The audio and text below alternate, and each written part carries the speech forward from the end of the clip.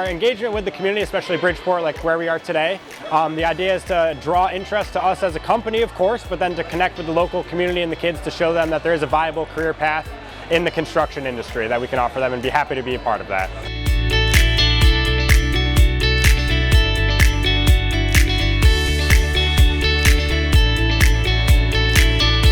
It's something that we wanted to expose to our youngest students in 9th grade. Usually the 11th graders and the 12th graders are the ones that explore careers and trades. So that has to be exposed from 9th grade, earlier. It shouldn't wait until the junior year or senior.